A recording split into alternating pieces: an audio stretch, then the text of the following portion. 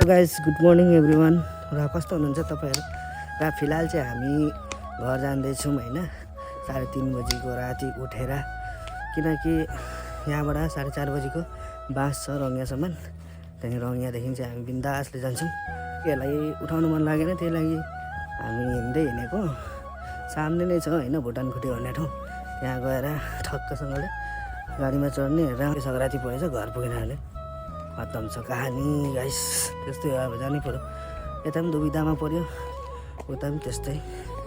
र hello guys, हामी बिहानै भुटानकोटी आइपुग्यौँ। फाइनली भुटानकोटी आइपुग्यौँ भनौँ। त्यहाँदेखि बाँस लागिरहेको छ, हेर्न सक्नुहुन्छ एकछिन।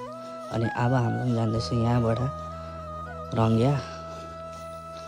गाइस यस्तो जाडो छ कि नभन्नु, कि खतरा जाडो। सिटमा बसिसकेको छौँ गाइस, अनि गाडी पनि स्टार्ट भइसकेको छ। हेर्न सक्नुहुन्छ बाँसको नजारा यस्तो छ। अब गाडी चल्न लाग्यो, त्यहाँदेखि अब हामी पुगिन्छ रङ्गिया है गाइस। भेटौँ न रङ्गियामा, बाई बाई।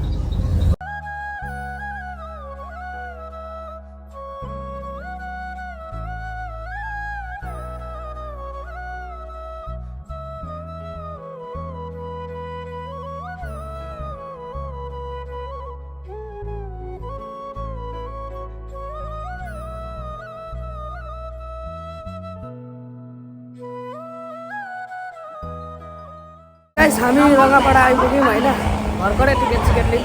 अनि हेर्नु सक्नु रङ्गियाको नजारा यस्तो छ। र अब हामी माथि गएर 3 नम्बर प्लेटफर्ममा ट्रेन आउँदैछ, त्यहाँ जाँदैछौँ। माघ फागुन जस्तो जिन्दगी भएको छ होइन, झन्ड यस्तो छ है जिन्दगी हाम्रो है।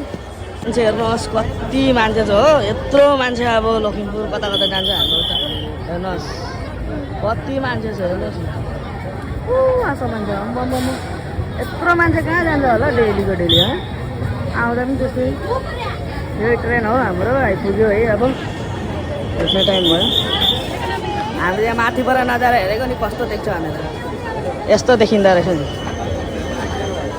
लु भाइ उठो उठो, चल चल चल चल चल चल चल उठ, दरवाजा पस कि भाग्यो फटाफट फागुनमा पनि चढ्यौँ गाइस होइन। एकदम सिट पनि भेटिहाल्यो। ओके ओके, नो टेन्सन, बिन्दासले जानु पाइन्छ।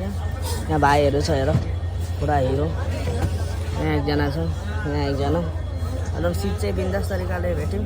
र भिडियो कस्तो लाग्यो तपाईँहरू लाइक कमेन्ट गर्नु होला, सेयर गर्नु होला, फलो पनि गरिदिनु है मेरो पेजलाई र मेरो च्यानललाई सब्सक्राइब पनि गरिदिनु। By by.